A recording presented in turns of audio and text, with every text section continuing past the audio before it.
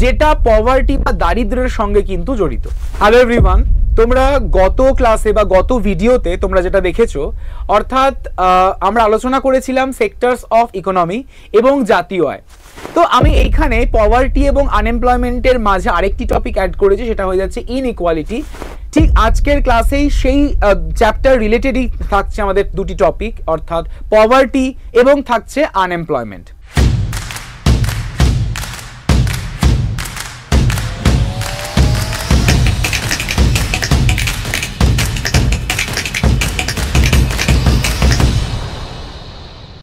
তো চলো শুরু করা যাক আমাদের আজকের ক্লাস। আমরা স্টার্ট করছি আমাদের আজকের এই গুরুত্বপূর্ণ সেশন। সকলে কিন্তু খাতা পেন নিয়ে বসে পড়ো এবং পাশাপাশি যার যা নোট সেই নোটটা কিন্তু করতে থাকো। খুবই গুরুত্বপূর্ণ একটি চ্যাপ্টার এই দারিদ্র্য এবং বেকারত্ব, যেটা আমাদের প্রত্যেকটা পরীক্ষার জন্য ইম্পর্টেন্ট হয়ে যায়। চলো প্রথমত আমরা আমাদের যে পভার্টি সেই পভার্টি সম্পর্কে আলোচনা করি। তো আমরা যদি পভার্টির কথা বলি বা দারিদ্র্য, এই দারিদ্র্য কি?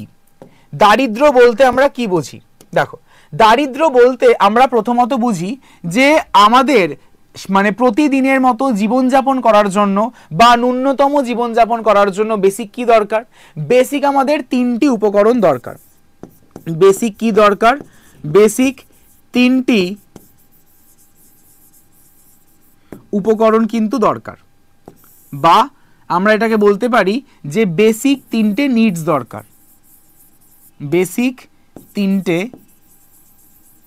নিডস কিন্তু আমাদের দরকার। কি কি রয়েছে? একটা হয়ে যাচ্ছে আমাদের ফুড, খাদ্য, ক্লথ, বস্ত্র, এবং 3 নম্বর হয়ে যাচ্ছে বাসস্থান অর্থাৎ শেল্টার। এই যে জিনিস, এই তিনটি উপকরণ বা এই তিনটে নিডসকে কিন্তু আমাদের দরকার কোনো একজন মানুষকে জীবনযাপন করার জন্য দৈনন্দিন। ঠিক যেই সমস্ত ব্যক্তি বা যেই সমস্ত মানুষ এই যে তিনটি উপকরণ বা তিনটে নিডস পূরণ করতে পারে না, সেই সমস্ত ব্যক্তিদেরকে বলা হয়ে থাকে কি? দরিদ্র ব্যক্তি বা দরিদ্র মানুষ বা পুয়োর। ঠিক দরিদ্র ব্যক্তি বা দরিদ্র মানুষ বা পুয়োর কিন্তু আমরা বলে থাকি। ঠিক একই রকম ভাবে অর্থাৎ এই দরিদ্র মানুষেরা যারা কোনো একটা আমাদের সিচুয়েশনের মধ্য দিয়ে যাচ্ছে, সেই সিচুয়েশনটিকে কিন্তু বলা হচ্ছে কি? পভার্টি বা দারিদ্র। তাহলে আমাদের এই পভার্টি বা দারিদ্র বলতে কি বোঝায়? পভার্টি বা দারিদ্র বলতে বোঝায় যে এটি এমন একটি সামাজিক ঘটনা যেখানে সমাজের একটি অংশ তার জীবনের যে মৌলিক চাহিদা, সেই মৌলিক চাহিদাগুলোকে পূরণ করতে পারে না।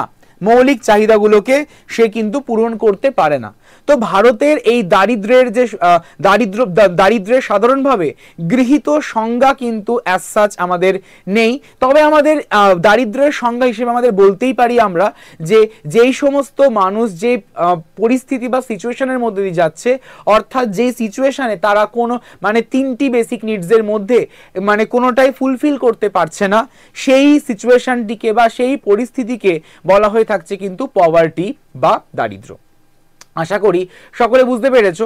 এই যে দারিদ্র বা পভার্টি, এই পভার্টিকে কিন্তু আমরা মূলত দুটি ভাগে ডিভাইড করতে পারি। অর্থাৎ পভার্টির প্রকারভেদ হলো দু রকমের। একটি আপেক্ষিক মানে দারিদ্র অর্থাৎ রিলেটিভ পভার্টি, এবং থাকছে আমাদের কি? পরম দারিদ্র অর্থাৎ অ্যাবসলিউট পভার্টি। একটি আপেক্ষিক দারিদ্র এবং একটি আমাদের পরম দারিদ্র। দারিদ্র্যের যে প্রকার, এই প্রকারকে আমরা দুটি ভাগে কিন্তু ডিভাইড করলাম। একটি আমাদের রিলেটিভ পভার্টি এবং আরেকটি হয়ে যাচ্ছে অ্যাবসলিউট পভার্টি।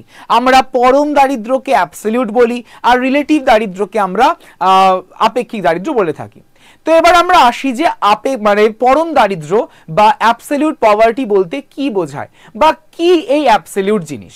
দেখো, কোনো মানুষ বর্তমান সময় বা আগে থেকেও এটা রয়েছে যে কোনো মানুষ ধরো তার যে বেসিক নিডস, সেই বেসিক নিডসগুলো ফুলফিল করতে পারছে না কোনোভাবে, তো তার ফলে তাকে আমরা অবশ্যই মানে দারিদ্র্যের কোনো একটা ক্যাটাগরিতে ডিভাইড করব। তো স্যার তোমাদের প্রশ্ন আসতেই পারে যে স্যার এই আবার দারিদ্র্যের ক্যাটাগরি কি? দেখো, আমরা কিন্তু বলতেই পারি এপিএল এবং বিপিএল এর কথা। আমরা বলতেই পারি এপিএল এবং বিপিএল এর কথা। তোমাদের পরীক্ষায় কিন্তু প্রশ্ন এসেছিল যেটার ফুল ফর্ম। তো সকলে মনে রাখবে এপিএল মানে কি, এপিএল এর ফুল ফর্ম হয়ে যাচ্ছে অ্যাবভ পভার্টি লাইন। এপিএল এর ফুল ফর্ম হয়ে যাচ্ছে অ্যাবভ পভার্টি লাইন, আর বিপিএল এর ফুল ফর্ম হয়ে যাচ্ছে below poverty line. Below poverty line. তো যেই সমস্ত মানুষেরা বা যেই সমস্ত ব্যক্তিগণ তারা প্রতিদিনকার মতো তাদের যে নিডস সেই নিডসটাকে পূরণ করতে পারছে না, তাদেরকে আমরা কিন্তু বিপিএল যে ক্যাটাগরি সেই বিপিএল ক্যাটাগরির মধ্যে আমরা কিন্তু রাখবো। ঠিক, এবার ব্যাপারটা হচ্ছে যে এই যে আমাদের পরম দারিদ্র বা অ্যাবসলিউট পভার্টি, এই পরম দারিদ্র্যের মধ্যে আমরা কিন্তু যেটা একটা বেসিক টার্ম, একটা টার্ম ইউজ করে থাকি। কি সেই টার্মটা হয়ে যাচ্ছে ক্যালোরি। টার্মটা হয়ে যাচ্ছে কি? টার্মটা হয়ে যাচ্ছে ক্যালোরি। ক্যালোরি অর্থাৎ এই যে ক্যালোরি, ক্যালোরি কি? আমরা আমাদের শরীরে ক্যালোরিকে ইনটেক করি, বিভিন্ন দ্রব্য সামগ্রীর মাধ্যমে আমরা ক্যালোরিকে ভোগ করি, গ্রহণ করি, রাইট? ভোগ করি বা গ্রহণ করি। তো এই যে ক্যালোরি আমরা ইনটেক করছি, এই ক্যালোরি ইনটেকের জন্য আমাদের কি প্রয়োজন? ক্যালোরি ইনটেক তো আমরা এমনি এমনি করতে পারবো না, এর জন্য আমাকে ইনকাম করতে হবে, আয় করতে হবে। যার যত বেশি আয় সে তত বেশি করে কিন্তু ক্যালোরি ইনটেক করতে পারে। ঠিক আছে, ধরো আমি হচ্ছি দরিদ্র ব্যক্তি, আমার কোনো রকমের টাকা পয়সা অ্যাজ খুব বেশি নেই, তো অবভিয়াসলি আমার যা ইনকাম, আমার যা টাকা, আমি সেই অনুযায়ী ক্যালোরি ইনটেক করব। তো আমি কিন্তু হয়ে যাচ্ছি দরিদ্র। এবার ব্যাপারটা হচ্ছে যে যেই সমস্ত ব্যক্তিগণ বা ব্যক্তিবর্গ এই ক্যালোরিকে একটা সার্টেন নাম্বার বা সার্টেন অ্যামাউন্ট অফ ক্যালোরি ভোগ করতে পারে না, তাদেরকে আমরা কিন্তু বলে থাকছি কি? অ্যাবসলিউট পভার্টি বা পরম দারিদ্র। আরো একবার বলছি, যেই সমস্ত ব্যক্তি বা ব্যক্তিবর্গ একটা certain amount of calorie intact করতে পারছে না বা ভোগ করতে পারছে না, সেই তাদের যে পরিস্থিতি, সেই পরিস্থিতিকে আমরা কিন্তু বলতে পারি অ্যাবসলিউট পভার্টি বা পরম দারিদ্র। ঠিক আছে, তাহলে অ্যাবসলিউট পভার্টির মধ্যে কিন্তু বা পরম দারিদ্র্যের মধ্যে আমাদের কিন্তু যে ক্যালোরির যে কনসেপ্ট, এই ক্যালোরির কনসেপ্টকে কিন্তু চলে আসতে হবে, এবং সেই ক্যালোরিকে নিয়ে আমরা মূলত 3 রকমের কিন্তু পয়েন্ট পেয়ে থাকি। দেখো, যদি আমরা গ্রামের কথা বলি, অর্থাৎ যদি আমরা রুরাল এরিয়ার কথা বলি, তো গ্রামের মানুষরা প্রচুর কর্মঠ হয়, তারা প্রচুর খাটে, রাইট? তো তাদের এই খাটার জন্য তাদেরকে তো সেই অনুযায়ী ক্যালোরি ভোগ করতে হয়, ক্যালোরি ইনটেক করতে হয়, তাই না? তো গ্রামের মানুষদের জন্য ক্যালোরি হয় মূলত 2400 কিলো ক্যালোরি। যদি আমরা শহরের মানুষদের কথা বলি, শহরের মানুষদের জন্য হয়ে যাচ্ছে 2100 ক্যালোরি, কারণ শহরের মানুষেরাও কর্মঠ হয় কিন্তু গ্রামের মানুষদের থেকে তুলনায় কম। আর যদি হচ্ছে আমরা গড়ের কথা বলি, অর্থাৎ অন অ্যান অ্যাভারেজ, অর্থাৎ সামগ্রিকভাবে যদি আমরা বলি, তাহলে সেক্ষেত্রে হয়ে যাচ্ছে 2250 কিলো ক্যালোরি। তাহলে এই যে আমাদের ক্যালোরি রিলেটেড যে 3টে পয়েন্ট, এই 3টে পয়েন্ট কিন্তু পরীক্ষায় আমাদের খুব আসে, যার জন্য আমি কিন্তু তোমাদের এখানে দিয়ে দিয়েছি। ঠিক আছে, তো এই যে গ্রামের জন্য 2400 ক্যালোরি, শহরের জন্য 2100 ক্যালোরি, এবং থাকছে আমাদের সামগ্রিক বা ওভারঅলের জন্য 2250 কিলো ক্যালোরি। এই যে 3 রকমের ক্যালোরি তারা কিন্তু সংজ্ঞায়িত করেছে এই পরম দারিদ্র্যের মধ্যে। যেই সমস্ত ব্যক্তিবর্গ এই ক্যালোরিগুলোকে ইনটেক করতে অক্ষম বা ইনটেক করতে পারছে না, সেই সমস্ত ব্যক্তিবর্গকে আমরা দরিদ্র ব্যক্তি বলবো, এবং তারা বর্তমানে এই ক্যালোরি যেহেতু ভোগ করতে পারছে না, সেহেতু তাদেরকে আমরা কনসিডার করব কার আন্ডারে?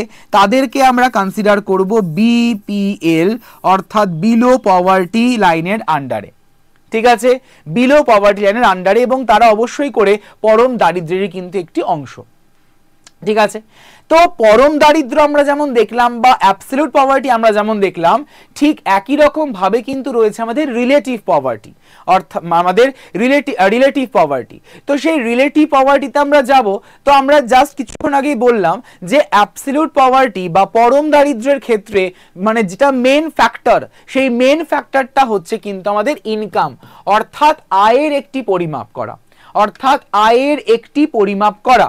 তো আয়কে যে মানে আয়কে যে পরিমাপ করা হচ্ছে, অর্থাৎ আয় করলেই আমরা কিন্তু আলটিমেটলি ক্যালোরিটাকে ভোগ করতে পারবো, সেইটার জন্যই কিন্তু আমরা এখানে মানে মূলত এই যে পরম দারিদ্রতা, এই পরম দারিদ্রতাকে পরিমাপ করি মূলত এই আয় বা ইনকামের দ্বারা।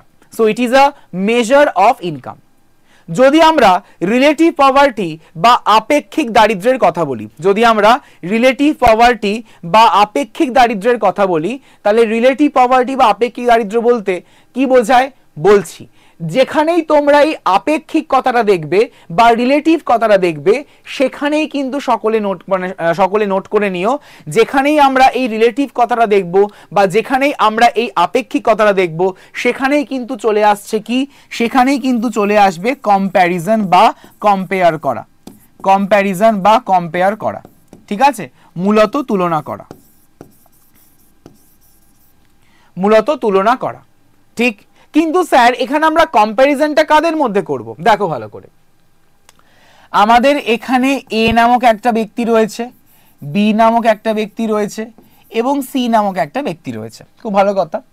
এর ইনকাম হচ্ছে আমাদের 500 টাকা, বি এর ইনকাম হয়ে যাচ্ছে আমাদের 300 টাকা এবং সি এর ইনকাম হয়ে যাচ্ছে আমাদের 700 টাকা, ঠিক। 500, 300 এবং 700। তো এই যে আমি প্রথমত এর ইনকাম এবং বি এর ইনকামের মধ্যে কম্প্যারিজন করছি, এই দুজনকার যে ইনকামের মধ্যে আমরা যে কম্প্যারিজনটা করছি বা পার্থক্যটা করছি বা তুলনা করছি, এর মধ্যে থেকে যে যার ইনকাম কম সে দরিদ্র, সিম্পল। তো দেখো এর থেকে আমার বি এর ইনকাম কম, তাহলে অবশ্যই করে আমাদের এ এর ইনকাম বেশি, তার মানে আমাদের বি হয়ে যাচ্ছে দরিদ্র।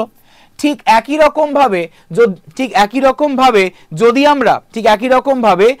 আমরা সি এর কথা বলি, সি আর বি এর কথা বলি, তাহলে আমাদের সি এর ইনকাম হয়ে যাচ্ছে 700 টাকা, সি এর ইনকাম হয়ে যাচ্ছে 700 টাকা আর বি এর ইনকাম হয়ে যাচ্ছে 300 টাকা। তাহলে অবভিয়াসলি এই ক্ষেত্রেও কিন্তু বি এর ইনকামটা কম রাদার দ্যান সি, তাহলে সি আবারও হয়ে গেল কিন্তু বি এখানে দরিদ্র। এবার যদি আমরা কম্প্যারিজন সাপোজ ধরো করি, যদি আমরা এবার কম্প্যারিজন করি এ আর সি এর মধ্যে, আমরা যদি এবার কম্প্যারিজন করি এ আর সি এর মধ্যে, তাহলে এর ইনকাম কত বলেছি, এর ইনকাম হয়ে যাচ্ছে 500 টাকা, বি এর ইনকাম হয়ে যাচ্ছে 700 টাকা। আমরা যখনই এ আর সি এর মধ্যে কম্প্যারিজনটা করে ফেললাম, তখনই দেখতে পাচ্ছি যে আবার এই ক্ষেত্রে এ আবার দরিদ্র, এ দরিদ্র হয়ে গেল। তো আমি মূলত একটা, দুটো এবং তিনটে কেস কিন্তু পেলাম। এই তিনটে কেসকে আমরা একত্রিত করব, অর্থাৎ মার্জ করব। তো যখনই আমরা এই তিনটে কেসকে একত্রিত করছি অর্থাৎ মার্জ করছি, মানে এ, বি এবং সি, তাহলে সেক্ষেত্রে আমরা পাই যে আমাদের এর ইনকাম বি এর থেকে বেশি, আবার সি এর ইনকাম বি এর থেকে বেশি। তাহলে আলটিমেটলি কে বেশি, মানে তিনজনকার মধ্যে দরিদ্রটা কে হলো, দরিদ্র হয়ে গেল কিন্তু বি ব্যক্তিটি, ঠিক। তো তার মানে এই বি নামক ব্যক্তিটি যে পজিশন বা যে সিচুয়েশনের মধ্যে দিয়ে যাবে, সেইটাকে বলা হচ্ছে আমাদের কি, আপেক্ষিক দারিদ্রতা বা রিলেটিভ পভার্টি। আপেক্ষিক দারিদ্র বা রিলেটিভ পভার্টি, আপেক্ষিক দারিদ্র বা রিলেটিভ পভার্টি কিন্তু আমরা দেখলাম। ওকে, রিলেটিভ পভার্টি কিন্তু আমরা পেলাম।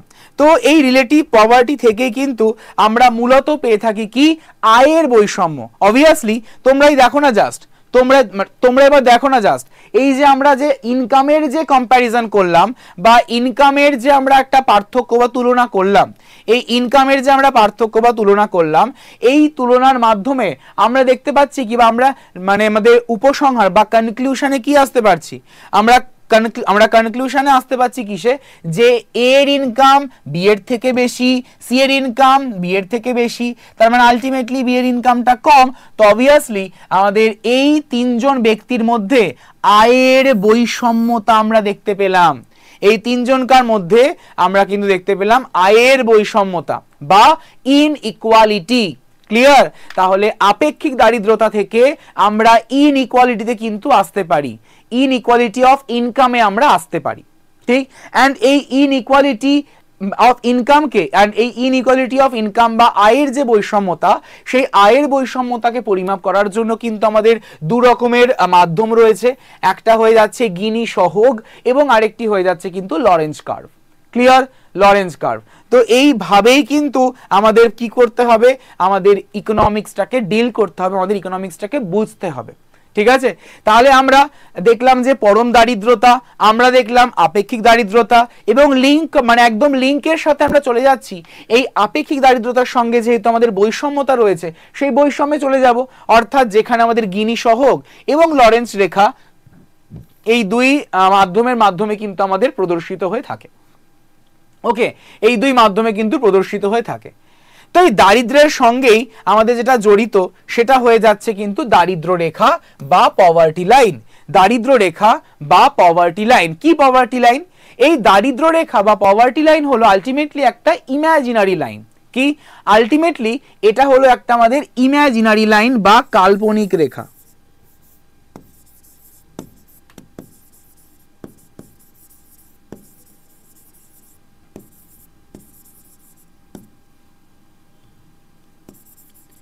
কাল্পনিক রেখা বা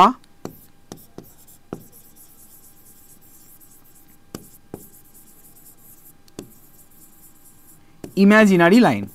ঠিক আছে? তো এই ইমাজিনারি লাইনকেই আমরা কিন্তু মূলত দুটি ভাগে ডিভাইড করি, একটা হয়ে যাচ্ছে এপিএল এবং আর একটা হয়ে যাচ্ছে বিপিএল। ঠিক আছে? একটা এপিএল এবং একটা বিপিএল। কেমন হয় স্যার রেখাটা? রেখাটা ঠিক হয় এই রকম, এইরকম হয়। এই যে রেখা, এই রেখার উপরে রয়েছে আমাদের এপিএলরা এবং এই রেখার তলায় রয়েছে সমস্ত বিপিএলরা। ঠিক আছে? এপিএল এবং বিপিএল আমাদের পরপর রয়েছে। তো এই যে রেখাটি, এই রেখাটিকে বলা হয়ে থাকছে দারিদ্র রেখা বা পভার্টি লাইন। অ্যান্ড এই পভার্টি লাইন কিন্তু বাইফার্কেট করে এপিএল এবং বিপিএল কে। এর পাশাপাশি থাকছে কিন্তু আমাদের মাথা গুণতি অনুপাত অর্থাৎ HCR, হেড কাউন্ট রেশিও। মাথা গুণতি অনুপাত অর্থাৎ দারিদ্র্যের ঘটনা অনুপাত, যাকে বলা হয়ে থাকছে হেড কাউন্ট রেশিও বা HCR। এটা কি? এটা হয়ে যাচ্ছে খুব ইজি। দেখো, আমাদের যে মোট জনসংখ্যা,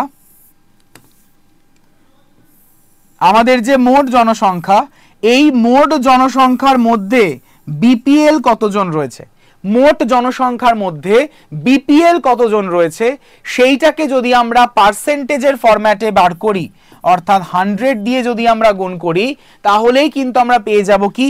পেয়ে যাব HCR অর্থাৎ হেড কাউন্ট রেশিও। HCR অর্থাৎ হেড কাউন্ট রেশিও। ক্লিয়ার? তাহলে মাথা গুণতি অনুপাত অর্থাৎ HCR, যাকে আমরা দারিদ্র্যের ঘটনা অনুপাতও বলে থাকি, এটা কি মূলত? এটা হয়ে যাচ্ছে যে মোট জনসংখ্যার মধ্যে এক্স্যাক্টলি কতজন বিপিএল রয়েছে, এক্স্যাক্টলি কতজন বিপিএল রয়েছে সেইটাকে আমরা যে গাণিতিক ভাষায় প্রকাশ করি, সেইটাকে বলা হয়ে থাকছে HCR বা হেড কাউন্ট রেশিও। এবং এই হেড কাউন্ট রেশিও কিন্তু আমাদের দারিদ্র্যের সঙ্গে ওতপ্রোতভাবে জড়িত। ওকে, নেক্সট হচ্ছে যেটা বললাম যে আপেক্ষিক দারিদ্রতার সঙ্গে আমাদের যেটা জড়িত সেটা হয়ে যাচ্ছে বৈষম্যতা অর্থাৎ ইনইকুয়ালিটি।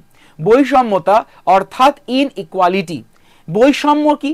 বৈষম্য হচ্ছে যে ধনী ব্যক্তিরা এক রকমের ইনকাম করে, আবার দরিদ্র ব্যক্তিরা এক রকমের ইনকাম করে। তো এই ধনী ব্যক্তি এবং দরিদ্র ব্যক্তি, এই দুই ধরনের মানুষদের যে আয়, সেই আয়ের বৈষম্যকে বা আয়ের ব্যবধানকে আমরা কিন্তু বলে থাকি বৈষম্য বা ইনইকুয়ালিটি। বৈষম্য বা ইনইকুয়ালিটি আমরা কিন্তু বলে থাকি। তো এই বৈষম্য বা এই যে ইনইকুয়ালিটিকে আমরা যে মেজারমেন্ট করি, তার দুটি মাধ্যম কিন্তু রয়েছে, একটি গিনি সহগ এবং আরেকটি হয়ে যাচ্ছে লরেঞ্জ কার্ভ।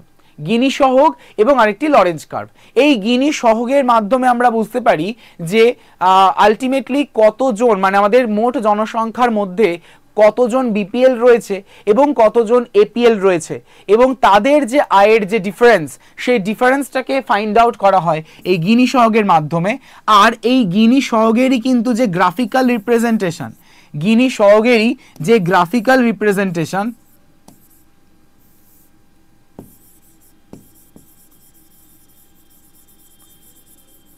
গিনি সহগেরই যে গ্রাফিক্যাল রিপ্রেজেন্টেশন সেই রিপ্রেজেন্টেশনটা হয়ে যাচ্ছে কিন্তু এই লরেঞ্জ কার্ভ বা লরেঞ্জ রেখা। কিরকম হয় স্যার লরেঞ্জ রেখা, একবার দেখিনি এক ঝলকে। দেখো আমরা যদি লরেঞ্জ রেখাটাকে ড্র করি,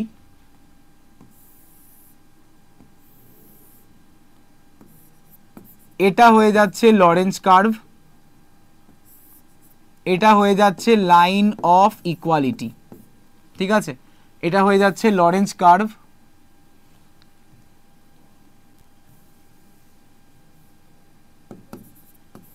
আর এটা হয়ে যাচ্ছে লাইন অফ ইকুয়ালিটি। এই রেখাটা মানে হয়ে যাচ্ছে যেটা সমতা, আর এই রেখাটা অর্থাৎ যেখান থেকে দেখো আমাদের ডেভিয়েট করছে, যেখান থেকে দেখো আমাদের ডেভিয়েট করছে, এই যে ডেভিয়েটটা করছে এই রেখাটাকে বলা হচ্ছে লরেঞ্জ রেখা বা লরেঞ্জ কার্ভ। এদিকেও থাকে 0, এদিকেও থাকে 0, এদিকে থাকে 100, এদিকে থাকে 100। ক্লিয়ার? আশা করি সকলে বুঝতে পেরেছো, সকলের ক্লিয়ার হয়েছে। এই যে আপেক্ষিক দারিদ্রতা, এই আপেক্ষিক দারিদ্র্যের ধারণাটি একটি জাতির অর্থনৈতিক এবং অর্থনৈতিক বৈষম্যের মাত্রাকে কিন্তু নির্দেশ করতে ব্যবহৃত হয়ে থাকে। ঠিক, তাহলে আশা করি বৈষম্যটা সকলে তোমাদের ক্লিয়ার হয়েছে, সকলে বুঝতে পেরেছো। তো এই বৈষম্যের পরেই আমরা চলে আসব আমাদের যে পরবর্তী সেকশন, অর্থাৎ আনএমপ্লয়মেন্ট বা বেকারত্বের দিকে। আনএমপ্লয়মেন্ট বা বেকারত্বের দিকে। তো বেকারত্ব কি স্যার? বেকারত্ব হচ্ছে যে ধরো তোমার কাছে প্রচুর কোয়ালিফিকেশন রয়েছে, তুমি কাজ করতে ইচ্ছুক, তোমাকে যে স্যালারি প্রোভাইড করা হবে তুমি সেই স্যালারি নিতেই রাজি, কিন্তু কোনোভাবে তুমি কাজ পাচ্ছ না। অর্থাৎ তোমার দক্ষতা রয়েছে, তোমার প্রোডাক্টিভিটি রয়েছে, তোমার ক্যাপাবিলিটি রয়েছে, তোমার কোয়ালিফিকেশন রয়েছে, বাট স্টিল তুমি কোনো রকমের কিন্তু চাকরি পাচ্ছ না বা কোনো রকমের জব পাচ্ছ না। তো তার ফলে তুমি যে পরিস্থিতির মধ্যে দিয়ে যাবে, অর্থাৎ যে সিচুয়েশনের মধ্যে দিয়ে যাবে, সেই সিচুয়েশনটিকে বলা হয়ে থাকছে আনএমপ্লয়মেন্ট বা বেকারত্ব। ঠিক আছে? আর তুমি অর্থাৎ মানে কোনো একজন ইন্ডিভিজুয়াল পাবলিক বা পার্সনকে, মানে যারা ওই সিচুয়েশন বা ওই পরিস্থিতির মধ্যে দিয়ে যাচ্ছে, তাদেরকে বলা হয়ে থাকছে আনএমপ্লয়েড, অর্থাৎ বেকার মানুষ। ঠিক আছে? তো বেকারত্বের যে ডেফিনেশন, সেই বেকারত্বের ডেফিনেশনকে আমরা কতগুলি ফিচারে বা কতগুলো ক্যারেক্টারিস্টিক্সে কিন্তু ডিভাইড করেছি। যেমন থাকছে এটি আমাদের স্থায়ী নয়, এটি আমাদের একদমই স্থায়ী নয়। অবশ্যই করে আমরা এখন বেকার রয়েছি, পরবর্তীকালে তো বেকার নাও থাকতে পারি, তাই না? তো এটা আমাদের স্থায়ী নয়, এটা স্টেবল নয়।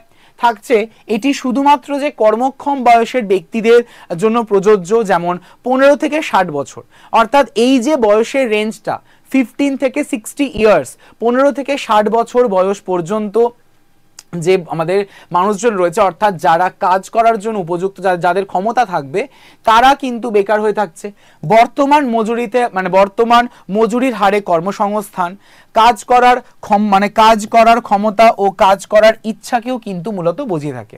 কিন্তু এই যে সমস্ত ফিচার্সগুলো রয়েছে, কিন্তু সেগুলো আমাদের কি হয়ে যাচ্ছে, একদমই হচ্ছে না। অর্থাৎ দেখো, কাজের আমাদের একজন বেকার ব্যক্তি হলো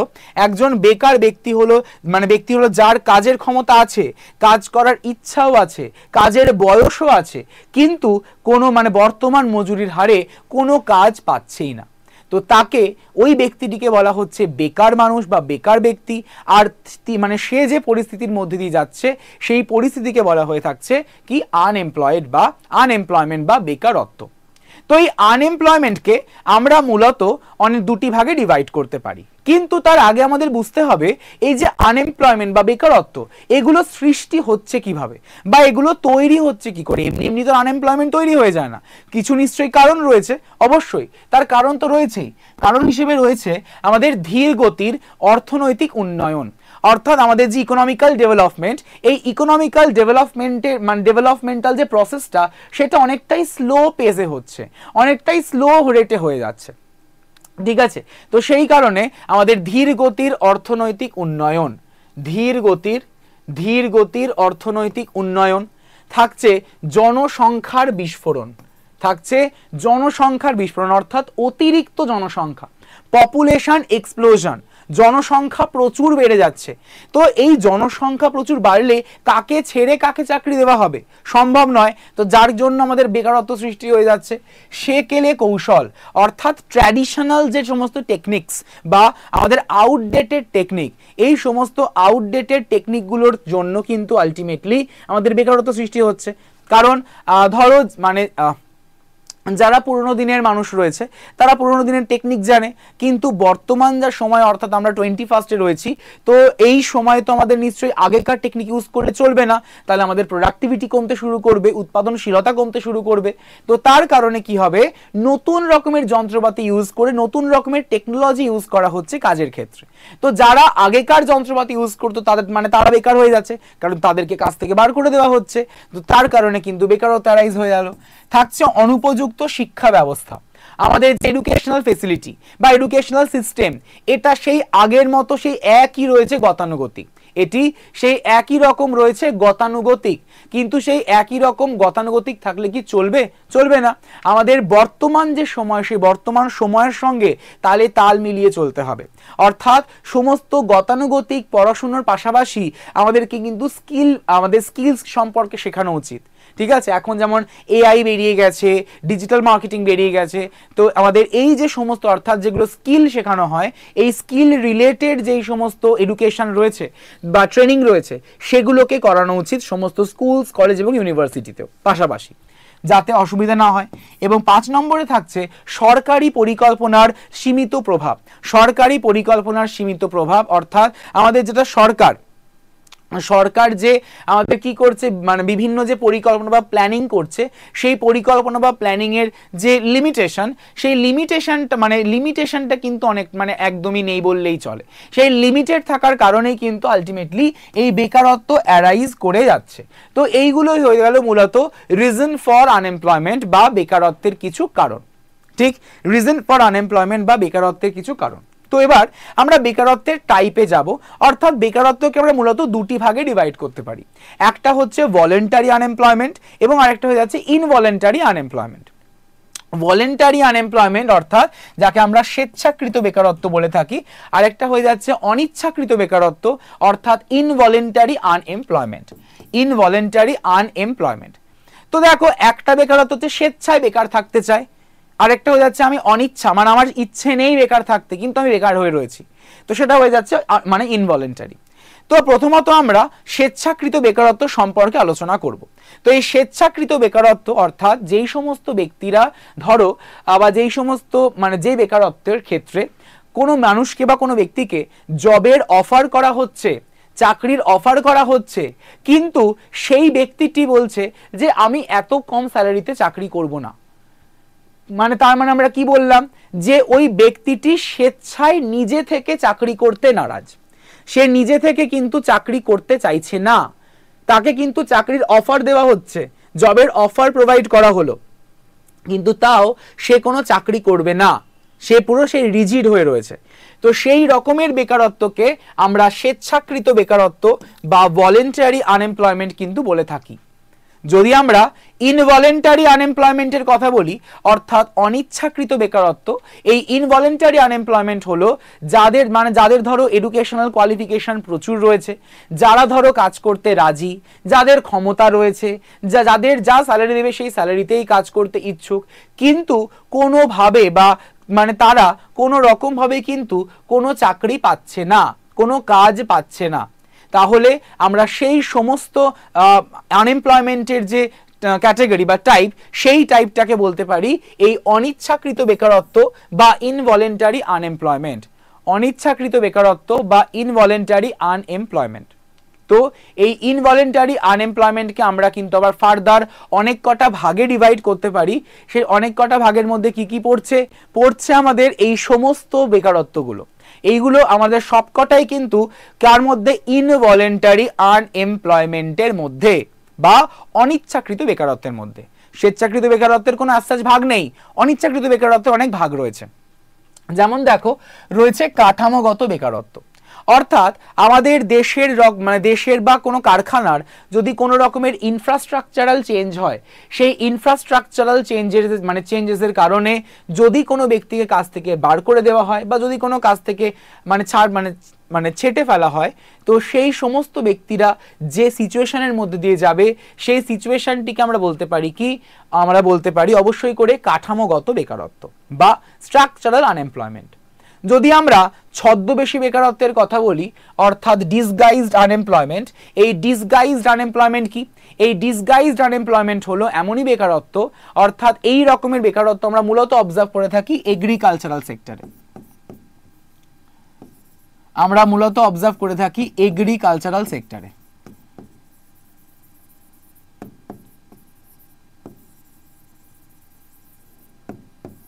এগ্রিকালচারাল সেক্টরে আমরা কিন্তু এই ডিসগাইজড আনএমপ্লয়মেন্ট বা ছদ্মবেশী বেকারত্বকে আমরা অবজার্ভ করতে পারি। তাহলে এই যে কৃষি ক্ষেত্রে যে এই রকমের বেকারত্ব কি করে অ্যারাইজ করছে, ধরো আমার কাছে কোনো একটা বিঘা রয়েছে বা জমি রয়েছে, সেই জমিতে আমি মোটামুটিভাবে 5 জনকে কাজে লাগাতে পারি, কিন্তু আমি কাজে লাগিয়েছি মাত্র 3 জনকে, তাহলে আমার কাছে 2 জন কাজ করতে পারবে পরে। তো এই 3 জন আমাকে কাজ করে বা 3 জন চাষ করে আমাকে 100 কুইন্টাল চাল উৎপাদন করে দিল। বললাম বাহ, খুব ভালো কথা। তাহলে আমি তখন একটা ট্রিক খাটাচ্ছি যে 3 জন কাজ করে আমাকে 100 কুইন্টাল চাল উৎপাদন করে দিল, তাহলে আমি যদি আরো এক্সট্রা 2 জনকে কাজে লাগাই তাহলে আমি নিশ্চয়ই 150 কেজি বা আমাদের 150 কুইন্টাল চাল উৎপাদন হয়ে যাবে আমার। সেই ভরসায় আমি আরো 2 জনকে কাজে নিয়োগ করলাম, তো আমার কাছে টোটাল এখন 5 জন চাষি রয়েছে এবং এই 5 জন চাষি উৎপাদন করছে। এই 5 জন চাষি উৎপাদন করে আমাকে দিল সেই 100 কুইন্টাল, সেই 100 কুইন্টালই চাল। এবার তখন আমার মাথায় হাত, তাহলে কি আমি বসিয়ে টাকা দিলাম? তাহলে সেক্ষেত্রে যে ওই যে 2 জন ব্যক্তি যারা পরে হায়ার হয়েছে, যাদেরকে পরে নিয়োগ করা হয়েছে, সেই 2 জন ব্যক্তিকে কিন্তু আমরা কি করব, সেই 2 জন ব্যক্তিকে বলবো যে না, তোমাকে তাহলে আর কাজ করতে হবে না, তুমি এখন আসতে পারো। ঠিক আছে, তো ওই 2 জন ব্যক্তিকে তাহলে আমরা কাজ থেকে বার করে দিলাম, তো তার ফলে তারা বেকার হয়ে পড়লো। তো সেই বেকারত্বকে আমরা কিন্তু বলতে পারি ছদ্মবেশী বেকারত্ব বা ডিসগাইজড আনএমপ্লয়মেন্ট। ঠিক আছে, এন্ড এই ডিসগাইজড আনএমপ্লয়মেন্টের ক্ষেত্রে আমাদের যে মার্জিনাল প্রোডাক্টিভিটি অফ লেবার অর্থাৎ প্রান্তিক উৎপাদনশীলতা, এই প্রান্তিক উৎপাদনশীলতার ভ্যালু হয়ে যাচ্ছে 0। ঠিক, নেক্সট হচ্ছে ঘর্ষণজনিত বেকারত্ব অর্থাৎ ফ্রিকশনাল আনএমপ্লয়মেন্ট। রিসেন্টলি আমরা কয়েক বছর আগে কোভিড প্যান্ডেমিক কাটিয়ে উঠেছি। এই কোভিড প্যান্ডেমিকের সময় প্রচুর মানুষকে কিন্তু কাজ থেকে ছাঁটাই করা হয়েছে। কেন? তাদের ঠিকমতো প্রোডাকশন হচ্ছে না, ঠিকমতো সেল হচ্ছে না, ঠিকমতো রেভিনিউ জেনারেশন হচ্ছে না, সেই কারণে তাদেরকে বসিয়ে দেওয়া হয়েছিল এবং বলা হয়েছিল যে কোভিড-19 প্যান্ডেমিকের পর তাদেরকে আবার রিহায়ার করে নেওয়া হবে। ঠিক আছে, তো এই ঘর্ষণীয় বেকারত্ব বা ফ্রিকশনাল আনএমপ্লয়মেন্টে তার আমরা বুঝতে পারছি যে যদি কোনো ব্যক্তিকে হঠাৎ করে কাজ থেকে বার করে দেওয়া হয়, সেটা এই রকম প্যান্ডেমিকের কারণে হোক বা সেটা লক আউটের কারণে হোক না কেন, অর্থাৎ যারা এই রকম ভাবে হঠাৎ করে কাজ থেকে বেরিয়ে যায় বা কাজ থেকে তাদেরকে ছেটে ফেলে দেওয়া হয়, তো সেই মূলত তারা বেকার হয়ে পড়লো। তো সেই বেকারত্বটাকে আমরা বলতে পারি কি ঘর্ষণজনিত বেকারত্ব বা ফ্রিকশনাল আনএমপ্লয়মেন্ট। নেক্সট হচ্ছে চক্রীয় বেকারত্ব অর্থাৎ সাইক্লিক্যাল আনএমপ্লয়মেন্ট। সাইক্লিক্যাল যেটা কিনা আমরা মূলত দেখতে পাই কোথায়? মূলত আমরা এটা দেখতে পাই বিজনেস সেক্টরে।